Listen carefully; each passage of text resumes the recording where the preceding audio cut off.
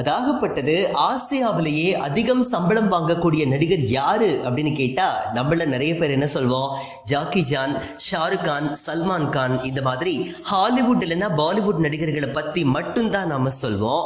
ஆனா சினிமாவில் அதிகம் சம்பளம் வாங்கக்கூடிய ஒருத்தர் நம்ம தமிழ்நாட்டை சேர்ந்தவர் அப்படின்னு சொன்னா என்ன சொல்றீங்க நீங்க, நான் அப்படியே ஷாக் ஆயிட்டேன் அப்படின்னு தான் சொல்வீங்க. எஸ், அந்த வகையில அப்பேற்பட்ட அதிகம் சம்பளம் வாங்கக்கூடிய நடிகர் யாரு அப்படிங்கறதா இந்த வீடியோல நம்ம பார்க்க போறோம். அதாவது ஒரு காலத்துல ஆசிய சினிமா அப்படின்னு சொன்னாலே சீன படங்கள் மட்டும்தான் இருந்துச்சு அப்படின்னு சொல்லலாம். அதுக்கப்புறமா பாலிவுட்டின் வளர்ச்சி காரணமா சீன படங்களுடைய இடத்தை பாலிவுட் பிடிச்சிருச்சு அப்படின்னு சொல்லலாம். ஆனா இப்போ காலமே மாறி போச்சு. தமிழ் மற்றும் தெலுங்கு திரைப்படங்களும் இந்த ஒரு பட்டியல்ல நுழைஞ்சு சாதிச்சிருக்குன்னு சொன்னா அது மிகையாகாது.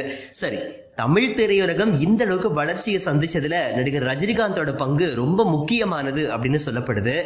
எம்ஜிஆர் சிவாஜி காலத்துல நடிப்பு துறையில நுழைஞ்சு அவர்களுடைய காலத்துக்கு அப்புறமா தமிழ் சினிமாவோட அடையாளமா இருக்கிறாரு அப்படின்னு சொன்னா நடிகர் ரஜினிகாந்த் தான் அப்படின்னு கூட நம்ம சொல்லலாம்.